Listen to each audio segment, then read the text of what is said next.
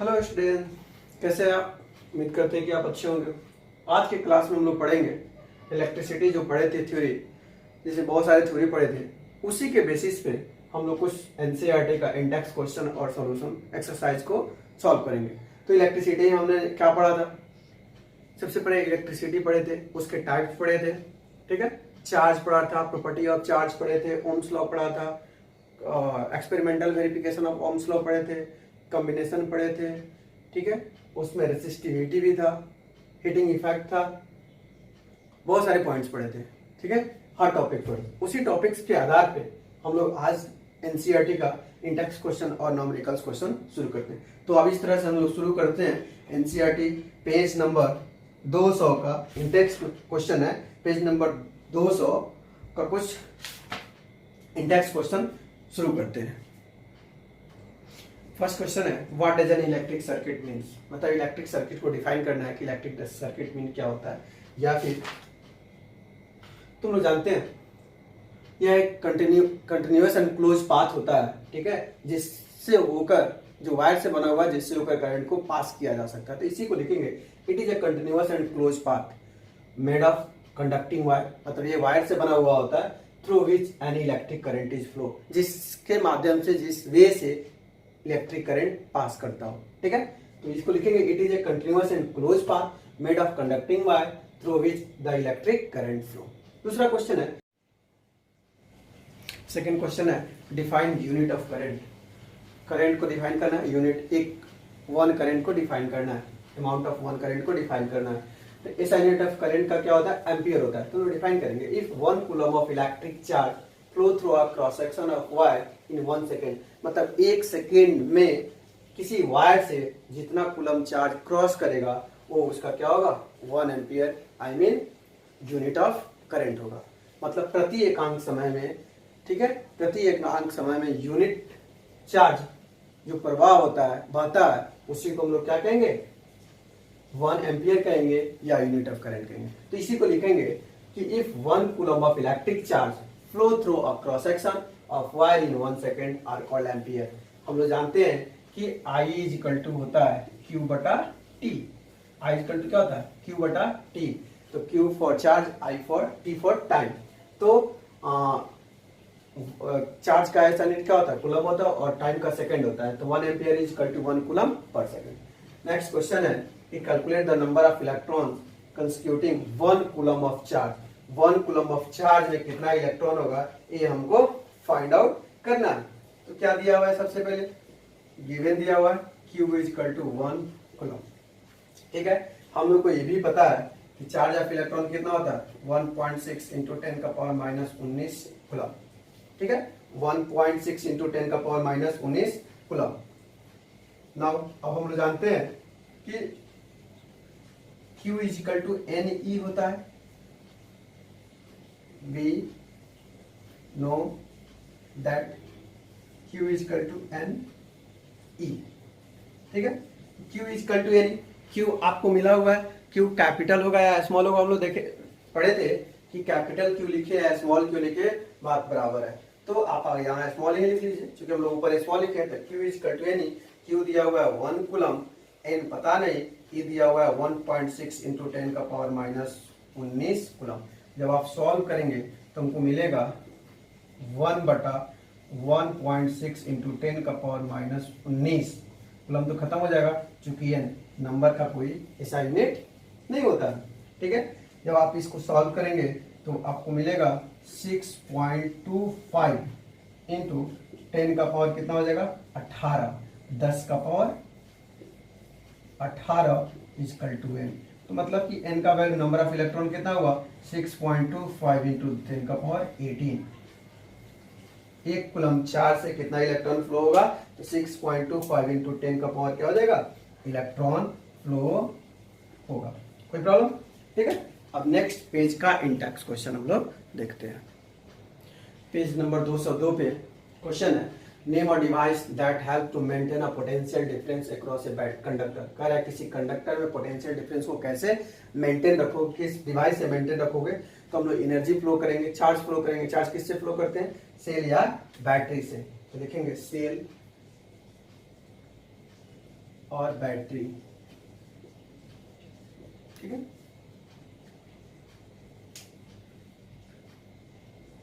Illuminator, ELIMINATOR। दूसरा कह रहा है what is the mean by saying that potential difference between 2 points is 1 volt. I mean 2 point के बीच का पोटेंशियल डिफरेंस 1 वोल्ट है, तो आप क्या कर सकते हैं, तो हम लोग पढ़े थे कि V is equal to W by Q. क्या होता है, W बाई क्यू, मतलब कि यूनिट चार्ज फ्लो होगा तो जो यूनिट वर्क डन होगा दैट इज कॉल्ड, क्या हो जाएगा, आपका पोटेंशियल डिफरेंस। तो हम लोग पोटेंशियल डिफरेंस को, यूनिट पोटेंशियल डिफरेंस को या यूनिट वोल्ट को ब्राइम तो देखिए when 1 joule of work done, मतलब 1 जूल वर्क डन होगा to carry a charge of 1 coulomb, 1 coulomb charge से जितना वर्क डन क्रिएट होगा, ठीक है, बिटवीन 2 पॉइंट्स, 2 पॉइंट के बीच में, वो आपका क्या हो जाएगा, 1 वोल्ट हो जाएगा। तो इसी चीज को लिखा गया when 1 joule of work done to carry a charge of 1 coulomb between the 2 points in electric field. Electric field में यूनिट चार्ज कैरी करने पर जो वर्क डन क्रिएट होगा वही आपका क्या हो जाएगा, 1 वोल्ट हो जाएगा, यानी कि W equal to V equal to W by Q, ठीक है। अब कह रहा है how much energy is given to 1 coulomb of charge passing through 6 volt battery. कह रहा है कितना एनर्जी कंज्यूम करेगा, कितना एनर्जी क्रिएट करेगा यदि 1 कूलम चार्ज पास किया जा रहा हो 6 वोल्ट बैटरी से। तो सबसे पहले सॉल्यूशन के लिए आपको गिवन लिखना होगा, इजी है, नहीं कुछ पता हो तो गिवन से शुरुआत करेंगे। तो 1 कूलम यानी कि Q is equal to 1 coulomb और V is equal to 6 volt. हम लोग को पता है, वी नो दैट, क्या पता है, V is equal to W by Q, और वर्क किसके बराबर होता है, एनर्जी के बराबर, तो एनर्जी बाई V Q लिख सकते हैं। तो V आपका 6 वोल्ट है, E कितना है पता नहीं, लेकिन Q है 1 कूलम। जब आप क्रॉस मल्टीप्लाई करेंगे तो आपको मिलेगा E इज इक्वल टू 6 और एनर्जी का ऐसा यूनिट क्या होता है, जूल। इस तरह से कितना एनर्जी क्रिएट करेगा, 6 जूल एनर्जी क्रिएट करेगा। सिंपल, हमको फॉर्मूला पता है, गिवन दिया हुआ है, चार्ज दिया है 1 कूलम, ठीक है, और 6 वोल्ट बैटरी से कनेक्ट कर रहा है, तो हम लोग को पता है कि V is equal to W by Q, और फिर E बाई क्यू भी होता है। तो V 6 वोल्ट है, एनर्जी पता नहीं, लेकिन Q है 1 कूलम। तो जब क्रॉस मल्टीप्लाई करेंगे तो एनर्जी इज इक्वल टू क्या हो जाएगा, 6 जूल, ठीक है। फिर नेक्स्ट पेज देखते हैं। क्वेश्चन है on what factor does the resistance of conductor depends. Resistance of conductor किस किस फैक्टर पर डिपेंड है, तुमको पता है, resistance of conductor, resistance of conductor depends on 4 factor, 4 factor है। फर्स्ट हम लोगों का क्या है, length of conductor, length of conductor, area of cross section, area of cross section, third nature of material, nature of material, और fourth में temperature. 4 factor पर depend है, और ये VVI क्वेश्चन है, हमेशा आपसे पूछा जाता है। फिर देखते हैं नेक्स्ट क्वेश्चन। क्वेश्चन है second number, will current flow more easily through a thick wire or thin wire of the same material when connected to the same source. कह रहा है कि सेम मटेरियल का एक वायर है जो सेम सोर्स से कनेक्टेड है, एक पतला एक मोटा है, तो किससे करंट अधिक पास करेगा। तो हम लोग जानते हैं कि वो जो थिक वायर है उससे करंट इजीली अधिक निकलेगा कंपैरिजन टू थिन वायर। चूंकि ये भी जानते हैं कि जो रेजिस्टेंस होता है वो inversely proportional to area of its cross section का, मतलब रेजिस्टेंस बढ़ाओगे तो एरिया घटेगा, एरिया बढ़ाओगे तो रेजिस्टेंस घटेगा, ये चीज होता है, ठीक है। इसी चीज को लिख दिया गया लैंग्वेज में कि the current of more easily through a thick wire than thin wire, ठीक है, क्योंकि मोटा से जल्दी निकलेगा।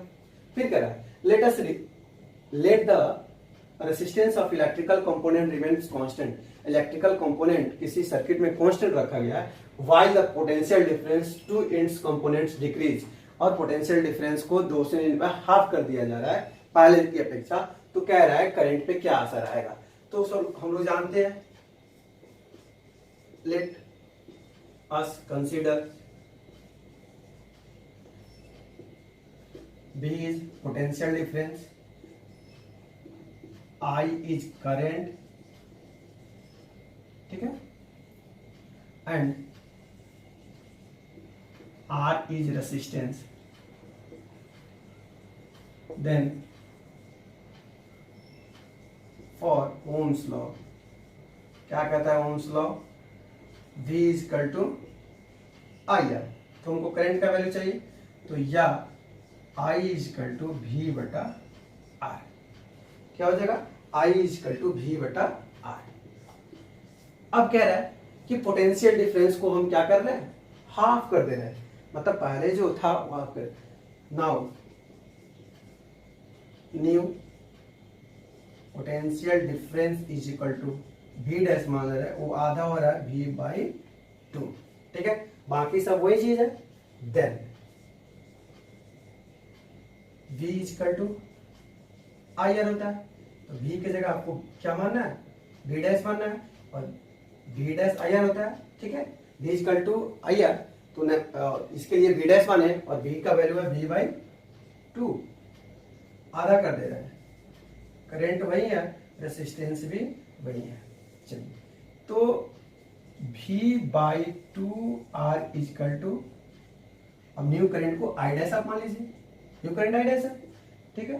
तो या V बाई R को देखिए, तो V बाई R को आप I लिखे हुए, तो V बाई R हटाएंगे, तो 1 by 2 into V by R, या 1 by 2 into I equal to I dash. तो न्यू करंट क्या हो जाएगा? I dash equal to I by 2, that is current पे क्या इफेक्ट करेगा? तो करंट आपका क्या हो जाएगा? हाफ हो जाएगा. That is current will be half. Current पे क्या इफेक्ट आएगा? तो करंट आपका हाफ हो जाएगा. हम लोग देखें कैसे. नेक्स्ट क्वेश्चन है, why are the coils of electric toaster and electric irons made of alloy? क्यों एलवाई का बना होता है, प्योर मेटल का नहीं बना होता है?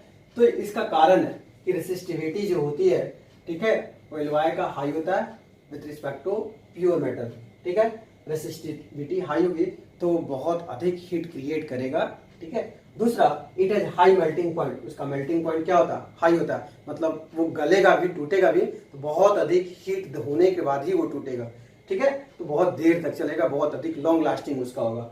डज नॉट ऑक्साइड, ऑक्साइड नहीं बनाता है, मतलब उसमें जंग वगैरह, कार्बन वगैरह नहीं लगता. तो पहला पॉइंट है कि रेसिस्टिविटी हाई होता है, और दूसरा पॉइंट कि उसका मेल्टिंग पॉइंट भी क्या होता है? हाई होता है. यही कारण है कि टोस्टर में आप एलॉय का वो जो फिलामेंट होता है टोस्टर का, या फिर वो इलेक्ट्रिक आयरन्स का, किस का होता है? एलॉय का होता है, ठीक है. फिर नेक्स्ट क्वेश्चन देखते हैं.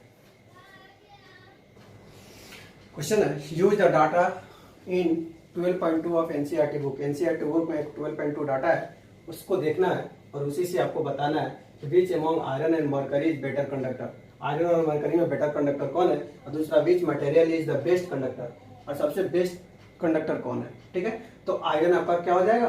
बेस्ट कंडक्टर हो जाएगा, क्योंकि इसकी रेसिस्टिविटी क्या है? मरकरी से लेस है. और दूसरा, सिल्वर सबसे बेस्ट कंडक्टर हो जाएगा, किससे? क्योंकि इसकी रेसिस्टिविटी सबसे छोटी है, यानी कि रेसिस्टिविटी कम होगा तो आपका कंडक्टिंग क्या होगा? अधिक हो जाएगा, ठीक है. फिर देखते हैं नेक्स्ट क्वेश्चन. क्वेश्चन है, एक सिस्टमेटिक डायग्राम ड्रॉ करना है जिसमें बैटरी 3 गो सेल है, प्रत्येक से 2 वोल्ट का, 3 रेसिस्टर है, 5 ओम, 8 ओम एंड 12 ओम, ठीक है. प्लग भी है, और सारे को सीरीज में कनेक्ट किया गया है. तो इसका बस केवल आपको एक डायग्राम बना देना. मान लीजिए 1 2 3 कह रहा, 3 वो बैटरी है, 1 2 वोल्ट का हुआ, ठीक है. तो ये आपका कितना हुआ? 2 वोल्ट, और फिर क्या हो जाएगा? इस तरह से 2 वोल्ट, ठीक है. अब यहां से आपका एक प्लग दीजिए, ठीक है, और कनेक्ट कीजिए. तो ये करंट का डायरेक्शन आई, ये R1 मान लीजिए कितना? 5 ओम, R2 मान लीजिए 8 ओम, और R3 मान लीजिए 12 ओम, ठीक है. इस तरह से एक सर्किट डायग्राम आप क्या किए? क्रिएट करनी, बस इतना ही करना था कि एक सर्किट डायग्राम करना था और सभी को सीरीज में। सीरीज में क्या होता है, एंड टू एंड कॉम्बिनेशन होता है, एक खत्म होगा दूसरा शुरू होगा, और 3 बैटरी है, 3 सेल है, प्रत्येक सेल 2-2 का है। ठीक है, नेक्स्ट क्वेश्चन देखते हैं। Read circuit of the above question. जो अभी क्वेश्चन आप ड्रॉ किए थे बस वही क्वेश्चन है, उसमें थोड़ी सी मॉडिफाई करना है। ठीक है, क्या मॉडिफाई करना है, तो